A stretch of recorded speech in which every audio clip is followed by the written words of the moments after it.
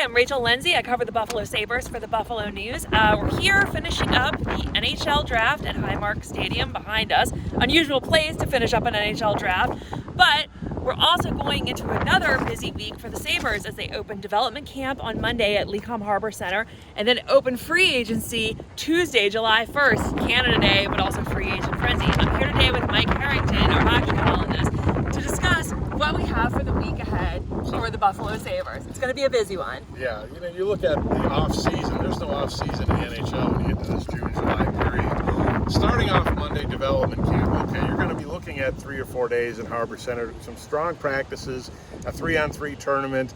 You'll see some names from the past of prospects and drafts. You'll see a few Amherst potentially. Probably not a lot of the big names you've seen in Rochester because of their late playoff runs.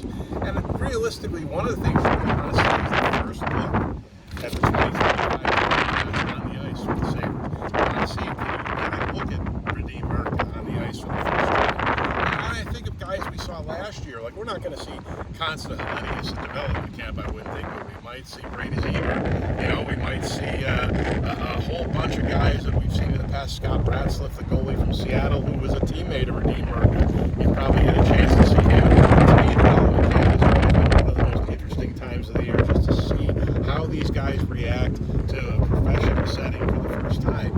And it's going to be open to the public all day, all 3 days, and then the 3-on-3 tournament people love on Thursday. So that's going to be a big one. So we're going to be balancing covering development camp Monday and then development camp Tuesday with the start of free agency opening. Tuesday, happy Canada Day, happy free agent frenzy. What are some of the priorities for the Sabres as they open up free agency? Well, the biggest thing to me is, can the Sabres attract free agents? The recruiting issue is real when you're talking a 14-year playoff drought. There's just no other way around it.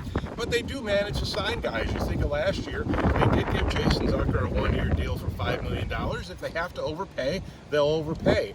Are they going to be involved with names like Nikolai Ehlers of Winnipeg or Brock Besser of Vancouver?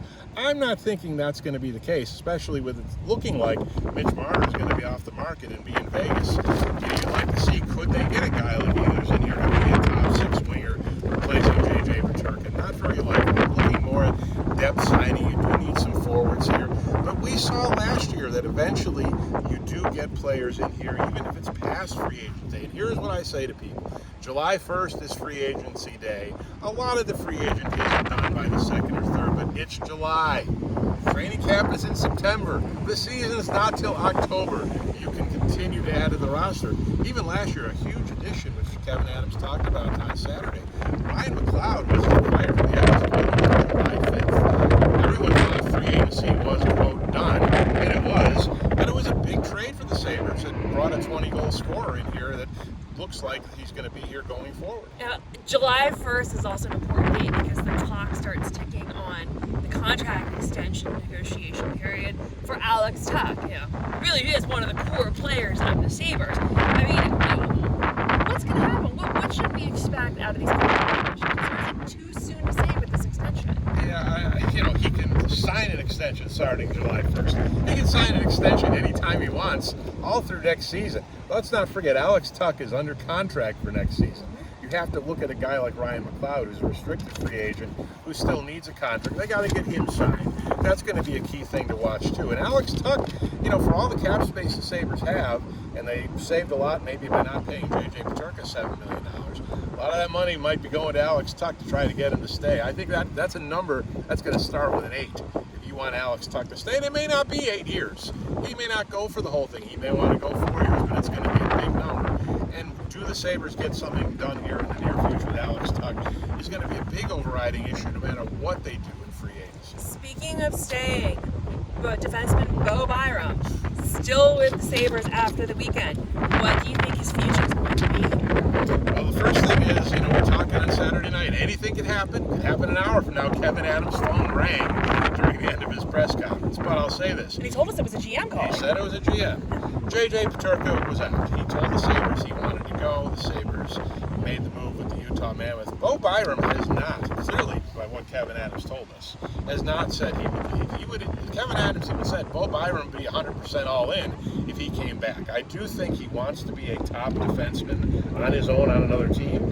But if the Sabres can't make that move, Bo Byron could sign here a year or two. So I really think maybe look to see if the Sabres get something done short term with Bo Byron. Covered a lot of ground today. We're entering a busy week starting June 29th, June 30th. I'm Rachel Lenzi. I cover the Sabres for the Buffalo News, here with Mike Harrington, our hockey columnist. You can follow us online, www.buffalonews.com, for all the coverage of the Sabres.